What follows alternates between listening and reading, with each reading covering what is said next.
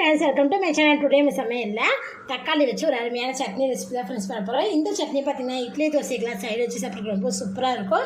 நல்லா ஹெல்த்தியாகவும் இருக்கும், டேஸ்ட்டாகவும் இருக்கும். 2 நாளும் கூட இந்த சட்னியை வச்சு நம்ம யூஸ் பண்ணிக்கலாம். அந்த அளவுக்கு பார்த்திங்கன்னா நல்லா பக்குவமாக சிம்பிளான மெத்தடில் இந்த சட்னி நம்ம எப்படி செய்யலாம்னு வாங்க ஃப்ரெண்ட்ஸ் வீடியோவில் போய் பார்க்கலாம். வீடியோக்குள்ளே பார்க்கணும்னா நம்ம சேனல் இதுக்கு சப்ஸ்கிரைப் பண்ணிக்கலாம், சப்ஸ்கிரைப் பண்ணிக்கோங்க. வீடியோவை ஸ்கிப் பண்ணாமல் பாருங்கள். சட்னி பண்ணுறதுக்கு பாத்திரத்தில் 2 டீஸ்பூன் அளவுக்கு நம்ம எண்ணெய் விட்டுக்கலாம். எண்ணெய் சூடானவே 1 டீஸ்பூன் அளவுக்கு கடலை பருப்பு, 2 டீஸ்பூன் கருப்பு உளுந்து. லோ ஃப்ளேமில் இதை வறுத்துக்கலாம். உளுந்தோட கலர் பார்த்திங்கன்னா ஓரளவுக்கு நல்லா சேஞ்ச் ஆகி உளுந்து பாருங்கள் நல்லா வறுபட்டுட்டு வந்துட்டுருக்கு. இப்போ இது கூட பார்த்திங்கன்னா ஒரு 4 பல்லு பூண்டு சேர்த்துக்கலாம்.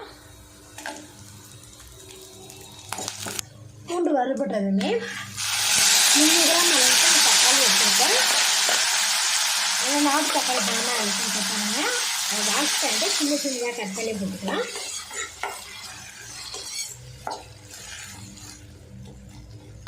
இப்போ இது கூடவே பார்த்திங்கன்னா காரத்துக்கு ஏற்றபடி வரமிளகா எடுத்துருக்கேன். அதையும் சேர்த்துட்டு இதை நல்லா மிக்ஸ் பண்ணி விட்டுருவோம். மிக்ஸ் பண்ணிவிட்டு ஒரு 5 நிமிஷம் லோ ஃப்ளேமில் இப்போ மூடி போட்டு வச்சிடலாம். 5 நிமிஷம் ஆயிடுச்சு. இப்போ மூடி ஓப்பன் பண்ணி பார்க்கலாம். பார்த்தோம்னா தக்காளி பாருங்கள் நல்லாவே வதங்கி வந்திருக்கு.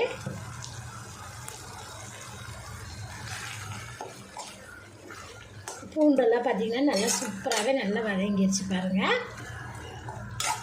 இப்போ இது கூட பார்த்திங்கன்னா ஒரு சின்ன துண்டு புளி எடுத்துருக்கேன், அது இதில் சேர்த்துக்கிறேன். சேர்த்துட்டு இதையும் லைட்டாக வதக்கி விட்டுருவோம். புளியை சேர்த்து வதக்கி விட்டதுக்கப்புறம் இப்போ ஸ்டவ் ஆஃப் பண்ணிடலாம். மிக்ஸி ஜாரில் சேர்த்துக்கலாம். இது கூடவே பார்த்திங்கன்னா கொஞ்சமாக கொத்தமல்லி தழை இலைகளை சேர்த்திருக்கேன். இது கூடவே தேவையான அளவுக்கு கல்லுப்பு இதை அரைச்சி எடுத்துக்குவோம். சேர்த்தாமல் இந்த அளவுக்கு நான் அரைச்சி எடுத்துருக்கேன் பாருங்கள்.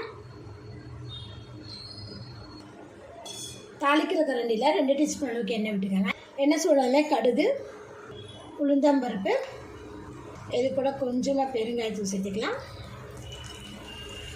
கூடவே ஒரு குத்து கருவேப்பிலை. கடுகு, உளுந்தம்பருப்பு, கருவேப்பிலையெல்லாம் பார்த்திங்கன்னா நல்லா பொரிஞ்சிருச்சு. அப்புறம் ஸ்டவ் ஆஃப் பண்ணிக்கலாம். நம்ம அரைச்சி வச்சுருக்கிற சட்னியில் இந்த தாளிப்பை சேர்த்துக்கலாம். இந்த சட்னி பார்த்திங்கன்னா இட்லி தோசைக்கெலாம் சைடு வச்சு சாப்பிட்றது ரொம்ப சூப்பராக இருக்கும் ஃப்ரெண்ட்ஸ். இதில் பார்த்திங்கன்னா நம்ம கருப்பு உளுந்து சேர்த்துருக்கங்காட்டி டேஸ்ட்டும் நல்லாயிருக்கும். புளி சேர்த்துருக்கங்காட்டி 2 நாள் கூட நம்ம வச்சு இது யூஸ் பண்ணிக்கலாம். தக்காளி சட்னி நீங்களும் இது போல் ட்ரை பண்ணி பாருங்கள். இந்த வீடியோ பிடிச்சினா லைக் பண்ணுங்கள், மறக்காம நம்ம சேனலை சப்ஸ்கிரைப் பண்ணிக்கோங்க. நன்றி.